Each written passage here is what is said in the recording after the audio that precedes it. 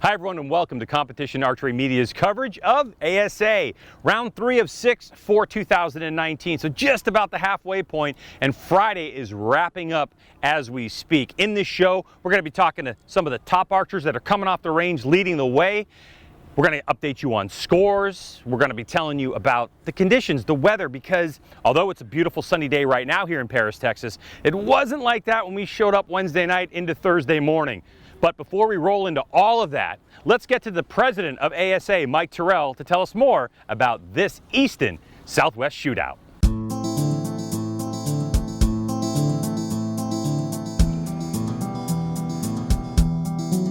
We're in beautiful Paris, Texas for the Easton Southwest Shootout.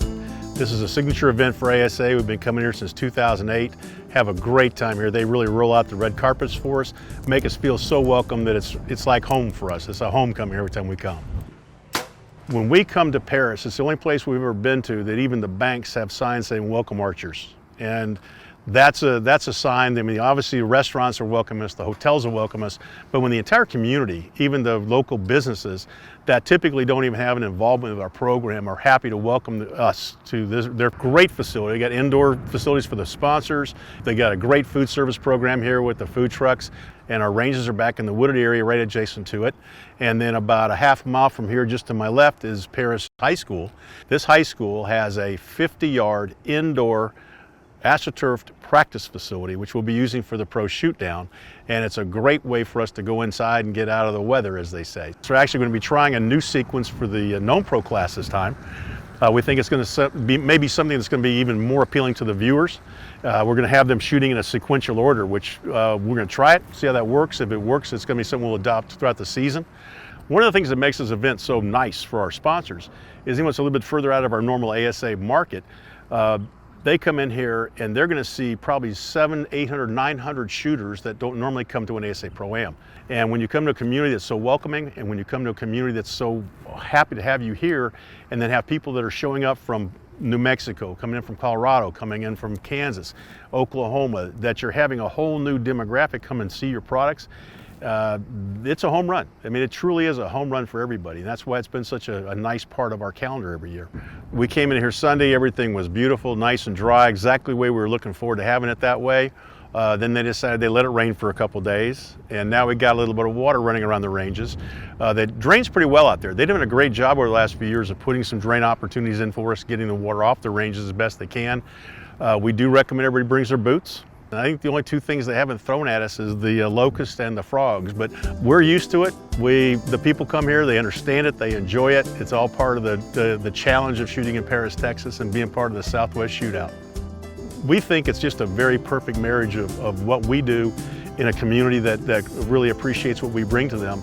And this part of the country, bringing in an event of this type, fits very well with the entire community's flavor. So we're very, very proud to be part of this, and I'm hoping that this is going to continue for many years. So do we, Mike, so do we. After day one leaderboard in the women's pro class has Sharon Wallace leading the way, 8 up, Emily McCarthy only 2 behind her, and Cara Kelly 6 adrift.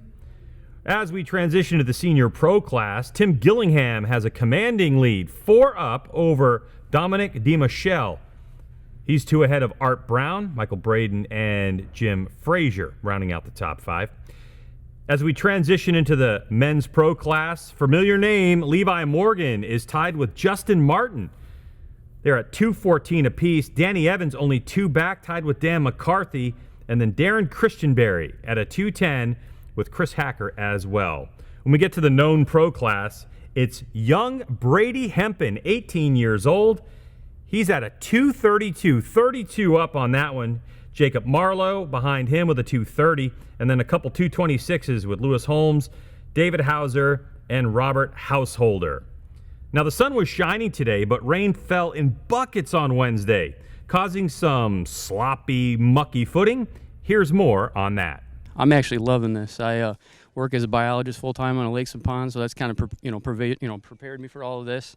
Got a little canoe on a couple of these trips to go down and pull some arrows, but I'm really having a heck of a time here. It's a great course, and I had to make a minor adjustment to my boots. So yesterday I had a friend had some pink duct tape, so it held together yesterday. So I figured I'd stick with the trend and went to Walmart and got a whole roll. So anywhere you go, locally, anywhere, you're gonna fight mud, wind, rain, snow, sleet.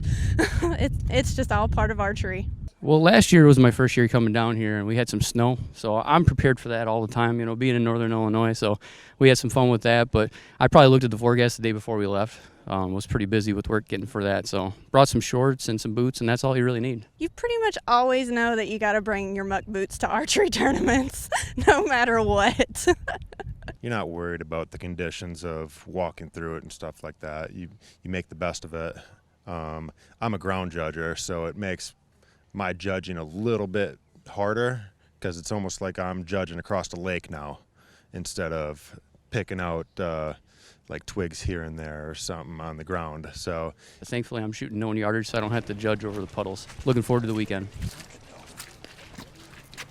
All right, so some of these archers had to contend with a little bit of water, a little bit of mud. I mean, that's just how it's done sometimes, even though it is an absolutely beautiful day here in Paris, Texas. But this is the part of the show where we get to talk to some of the top archers that have come off of ranges A, B, and C. Wait a second, so you say you've never been to an ASA event before? Oh, it's super simple. Here in Paris, Texas, ASA sent up 12 different ranges, and they all have letter assignments. So if you sign up to shoot an event, you're gonna get your range assignment, say, I don't know, C, and you're gonna get your target, and you show up and you shoot your 20 arrows, and then you're done for the day. Just like all the pros that are coming off of their ranges right now. Here's what they had to say about their day.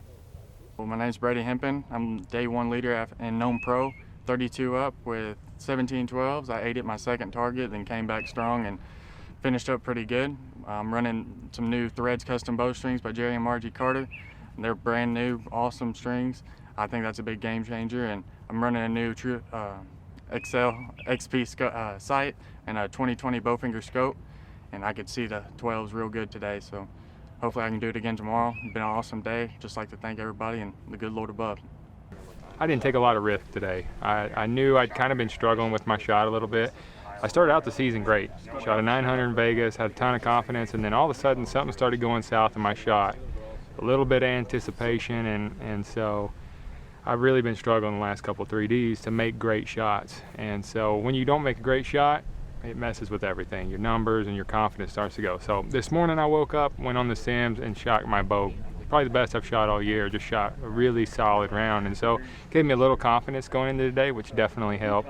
And I really just picked it apart. I think I hit 3 in a row at one time and tried to stay out of the 8 ring. Shot 1-8, and just a solid round. It was good for me to get my confidence going, and maybe we can go out tomorrow and shoot another solid round, maybe even better. Who knows?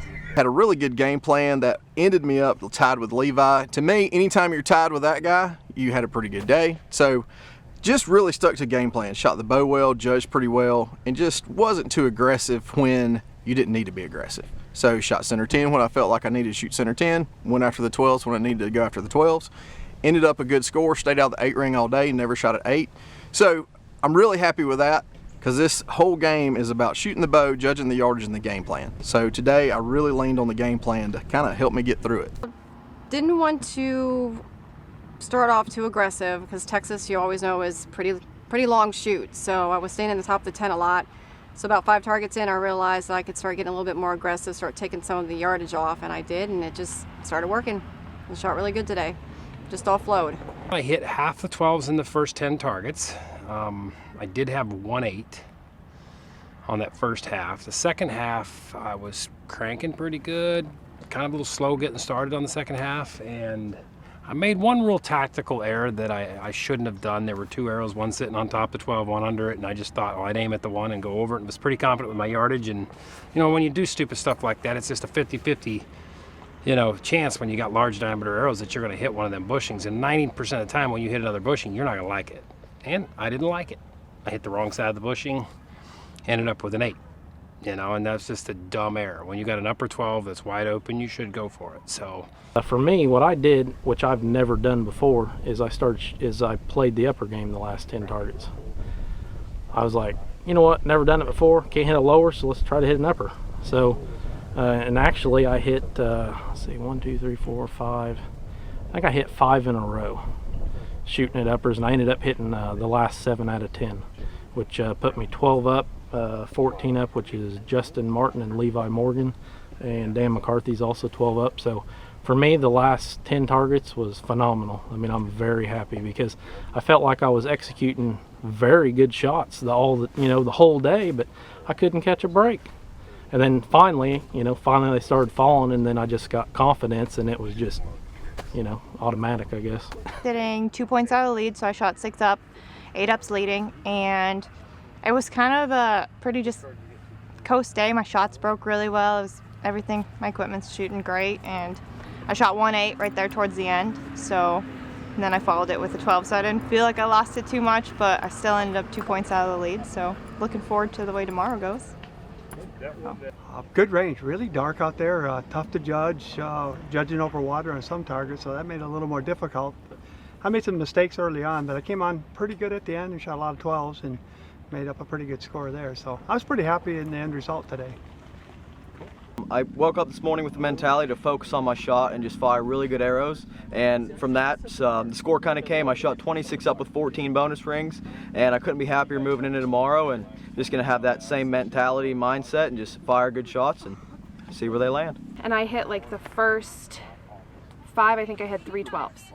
And then Texas kind of happened, and the lanes, I haven't seen this much foliage and tunnels in a long time. Like, honestly, I don't know, since maybe Texas last year, but we're here 3 weeks later.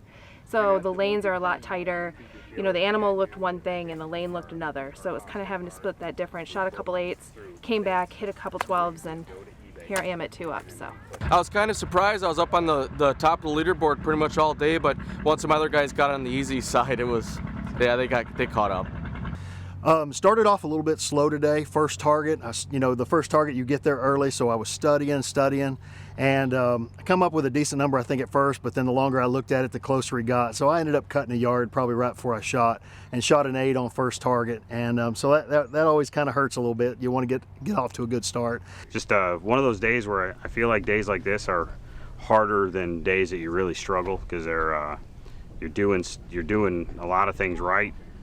You want to make a change, but you don't really know what to change because you're not really making any major mistakes. So it's just frustrating. It's a frustrating day. It's not a good day, but hell of a lot better than a bad day, I guess. Let me ask you a follow-up question. Okay. Is it too early right now to be thinking about Shooter of the Year? No. I mean, if Shooter of the Year is your goal, you should be thinking about that every tournament when you're preparing for it. I mean, that is my goal.